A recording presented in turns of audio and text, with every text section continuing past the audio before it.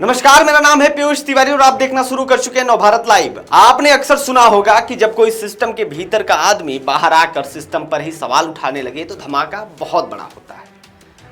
दरअसल ऐसा ही कुछ हुआ आज। एक ब्राह्मण सभा में गए निलंबित पीसीएस अधिकारी और बरेली के पूर्व सिटी मजिस्ट्रेट अलंकार अग्निहोत्री वहां पहुंचे। वहां पर उन्होंने जो बोला वो किसी एटम बम से कम नहीं था। अलंकार अग्निहोत्री ने सीधा प्रधानमंत्री नरेंद्र मोदी और गृह मंत्री अमित शाह को निशाने पर लिया और एक ऐसी टर्म इस्तेमाल की जो लगातार सोशल मीडिया पर ट्रेंड बना हुआ है। वो बोले कि वेस्ट इंडिया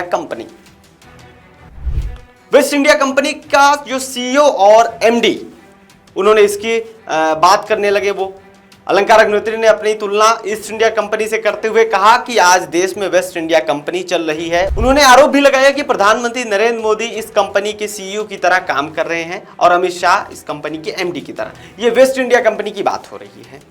उनका आरोप है कि ये कंपनी मुख्यमंत्री पर दबाव बनाकर परियोजनाओं के ठेके अपनी पसंद की कंपनियों को दिलवाती है और इसमें से 30% का सीधा कट यानी कमीशन लिया जाता है। ये बहुत बड़ा खुलासा है जो अलंकार अग्निहोत्री ने किया। यानी इनका कहने का साफ मतलब है कि जो केंद्र की सरकार है वो राज्य की सरकारों पर, उनके मुख्यमंत्रियों पर दबाव बनाती है कि भैया ऐसा ही टेंडर पास होगा, इसका पैसा हमको 30% हमारे खाते में आना चाहिए। उन्होंने इसे मनी लॉन्ड्रिंग का एक नया तरीका भी बता दिया।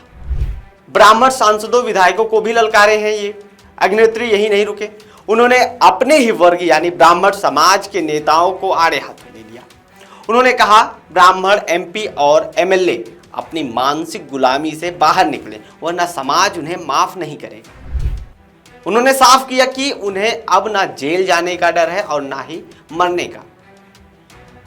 अब ऐसे में कई सवाल उठ रहे थे कि आखिर अग्निहोत्री का अगला कदम क्या होगा। इससे पहले मैं आपको पहले अग्निहोत्री का ये प्रेस कॉन्फ्रेंस सुनवाता हूं। छुपी हुई बात नहीं है। एक डिवाइड एंड रूल की मानसिकता के साथ जो केंद्र सरकार, जो मैं अब भाजपा की सरकार मानता ही नहीं हूँ, वो एक दो सरकारें चल रही हैं। एक है जो वेस्ट इंडिया कंपनी, जो पहले ईस्ट इंडिया कंपनी अंग्रेजों के समय में थी। अब इस समय जो दो विदेशी लोगों ने, जो विदेशी लोगों ने, वो विदेशी जनता पार्टी चला रहे हैं। इसमें हमारे जो अभी इसमें माननीय प्रधानमंत्री जी हैं, मोदी जी, वो इस समय जो वेस्ट इंडियन कंपनी उसके सीईओ के रूप में काम कर रहे हैं और जो अमित शाह जी हैं, जो गृह मंत्री हैं, वो एमडी मैनेजिंग डायरेक्टर के रूप में काम कर रहे हैं। तो इन दोनों ने दोनों के द्वारा जो रन कर दी जा रही कंपनी है, जो अघोषित कंपनी है, इसमें जो देश के 3 प्रमुख तंत्र हैं, ईडी, सीबीआई और इनकम टैक्स डिपार्टमेंट। खैर, आपने ये प्रेस कॉन्फ्रेंस सुना, लेकिन अब एक सवाल उठ रहा है कि आखिर इनका अगला कदम क्या होगा। तो आपको बता दें, पीसीआर अफसर ने संकेत दे दिया, यानी अग्निहोत्री ने संकेत दे दिया कि वो जल्द ही अपनी राजनीतिक पार्टी बना सकते हैं।